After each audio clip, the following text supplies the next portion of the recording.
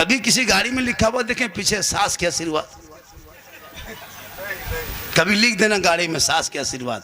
मालदा जाते थे 3 पलटनियाँ, लेकिन माँ की आशीर्वाद लिख देता तो गुजरात से गाड़ी लौट जाती। एक जगह यही तकरीर कर रहे थे कि माँ के कदम के नीचे जन्नत है, बाप जन्नत का दरवाज़ा। 2-3 लड़का उठ के खड़ा हो गया। मैंने क्या बात है बेटा? मैं झारखंडी बाबा, आप लोग जितना मौलाना है ना सब यही तकरीर करते हैं खाली माँ और बाप, माँ के कदम में जन्नत, बाप जन्नत का दरवाज़ा। और सास ससुर के कदम में कुछ है कि नहीं है? लड़का गर्म हो गया। हम बोले क्यों बेटा? बैठ जा बाबू, सास ससुर के कदम के नीचे गोदरेज है, अलमारी है, पलंग है, सोफा सेट है, स्क्रीन टच है, 3 लाख नगद है, साथ में KTM है। लड़का खट से बैठी है। मैं झारखंडी बाबा ये सब दिया है, कहले फकीर पूरा खानदान मांग के लिया है तब जाके दिया है।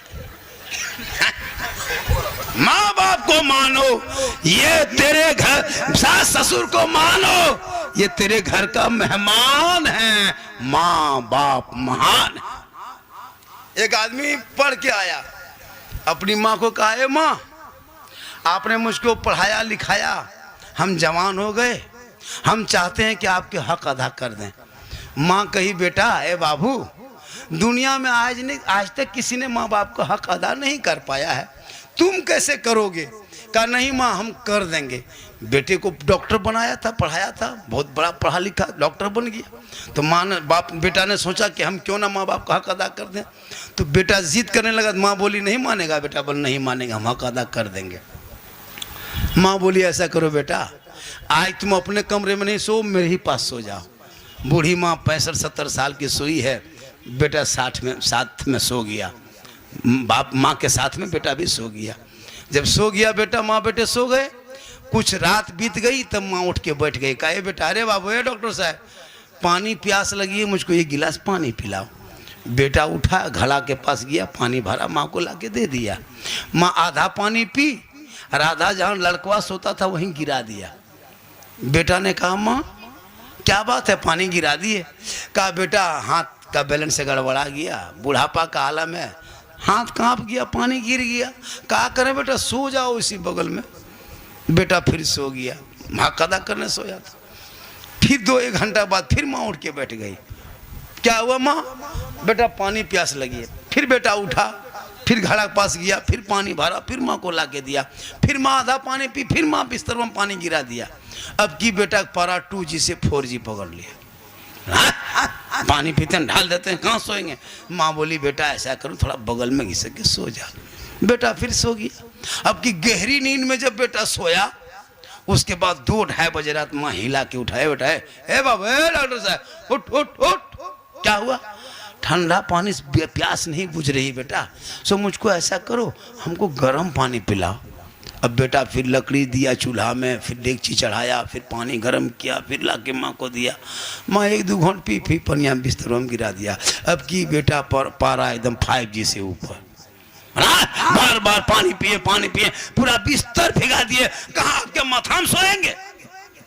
इतना सुनना था। बूढ़ी माँ मुस्कुरा दी, कहा बेटा हो गया मेरे बेटे, हो गया लाल, एक ही रात में 3 बार उठा, इतने बिस्तर भिगा, पारा गरम। अरे बेटे तेरे माँ ने 3 साल तक तुम पेशाब करता रहा, तेरी माँ बिस्तर में सोती रही, पेशाब की जगह पे तेरी माँ सो के सुबह बिता दी। बेटा जब पूरा बिस्तर भिगा देता ना, तेरी माँ तुमको सीने में सुला के सुबह किया था, लेकिन कभी उफ ना किया था। सुन ले मेरे बेटे, कयामत तक कोई बेटा चाहेगा माँ बाप का हक अदा कर देंगे, वो 1 रात का हक अदा नहीं कर सकते।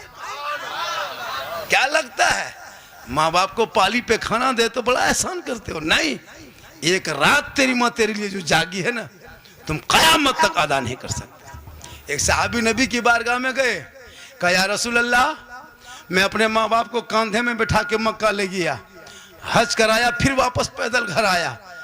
7 साल ऐसा किया, 7 मरतबा हज कराया। या रसूल अल्लाह हक अदा कर दिया?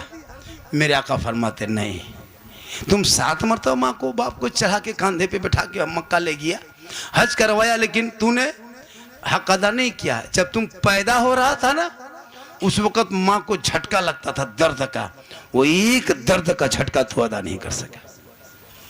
मुसलमानों इतना आसान नहीं है, इसलिए अजमेर, कलियर, कचौछा, बगदाद जाने से पहले अपने बूढ़े माँ बाप को खुश करना, अल्लाह तुमसे खुश होगा।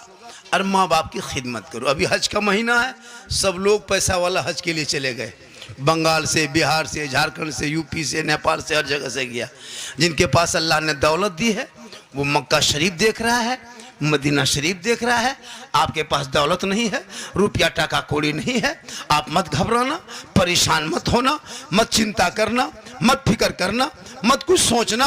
तेरे घर में बूढ़े माँ बाप है, तू घर चला जाना, माँ बाप का चेहरा एक बार मोहब्बत से देखना, एक हज का सवाब मिलेगा।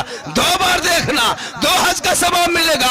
अगर दिन रात में तुम 10 मर्तबा भी देखोगे, 100 मर्तबा देखोगे तो 100 हज मकबूल का सवाब घर बैठे मिलेगा। माँ के कदम में जन्नत है। सुनो मुसलमानों, कितना बड़ा मौलाना आपके मोहल्ले में आ जाए, लेकिन मौलाना के कदम के नीचे रसूल ने जन्नत नहीं कहा। मुफ्ती साहब है अपने वक्त का, उनके कदम के नीचे जन्नत नहीं। हाजी साहब है, उनके कदम के नीचे जन्नत नहीं। पीर साहब है, बहुत बड़े पीर है, लेकिन पीर साहब के कदम के नीचे रसूल ने जन्नत नहीं फरमाया। आका जनाब मोहम्मद रसूलुल्लाह फरमाते, माँ तेरी है, बूढ़ी है, बीमार है, कमजोर है, तू मौलाना बन, मुफ्ती बन, हाजी बन, पीर बन, नमाजी बन, गाजी बन, मंत्री बन, संतरी बन, कुछ भी बन जा, लेकिन तेरे लिए तेरे माँ के कदमों के नीचे जन्नत है, बाप जन्नत का दरवाजा। अभी चंदा कर रहे थे माँ हजरत, आप 500 टका दिए, 5000 दे दिए, 10,000 दे दिए, 50,000 दे दिए, और अगर आपके माँ बाप नाराज आपसे हैं तो 1 करोड़ मस्जिद में दे दो, ना अल्लाह राजी होगा ना अल्लाह वाला राजी होगा। माँ बाप की रजा में रब की रजा है। आजकल लड़कों को शादी दे दो, ब्याह दे दो, जहां घर में बहू आ गई, कसम खुदा की वो बहू नहीं, लगता है पीर घुस गई। बहू क्या रहेगी, जादूगरनी है। हम लोग फूंकते फूंकते थक गए, आज तक किसी को सही रास्ते में खड़ा नहीं कर सके। लेकिन अभी के दौर की बहू अपने शोहर के कान में एक दिन फूंकती है, 4 साल असर रहता है। पता नहीं वो क्या जो कह के फूंकती है। जिस माँ के कदम के नीचे जन्नत है, बहू के एक फूंक में बेटा जन्नत से दूर।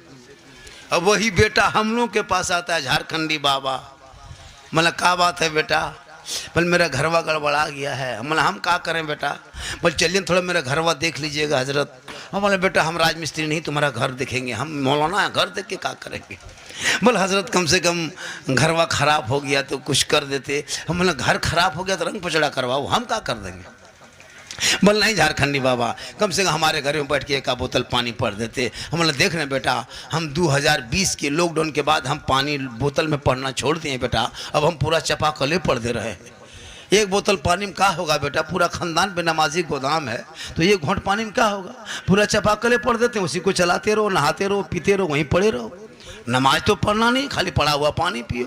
कहाँ दुआ है, कहाँ तावीज़ है, कहाँ फूंक है, कहाँ झाड़ है, कहाँ कुछ है। माँ बहनों को नमाज पढ़ने कहिए कि चाची नमाज क्यों नहीं पढ़ते हैं दादी। बल कहा करे मौलाना साहब मेरा माथा नहीं छोड़ता है। अरे इन लोगों को कह दो कि फलना जगह मज़ार का मेला लगा हुआ है, उर्स का मेला लगा हुआ है, टोटो टेम्पू धक्केलो मारते चलते चल पहुँचे जाएगी, लेकिन नमाज पढ़ने कहिए कि नहीं। लेकिन मेरी माँ बन सुन, फातिमा जहरा नबी की बेटी है ना, हसन हुसैन की माँ है, अली की बीवी है, वो मौला अली की बीवी फातिमा जहरा घर के अंदर रहती, कभी घर के चौखट से कदम बाहर ना निकाली। अली बाहर होते, फातिमा अंदर होती। अली तजारत में, बीवी फातिमा इबादत में, अली बाहर में रहते, फातिमा अंदर होती। जब तक हजरत अली घर में नहीं आ जाते, फातिमा तब तक खाना नहीं खाती। रोटी बना के टोकरी में ढक के कपड़ा से रख करके भी फातिमा नमाज ईशा पढ़ के उसी मुसल्ले में बैठ करके कुरान पढ़ती थी। जब तक अली शोहर ना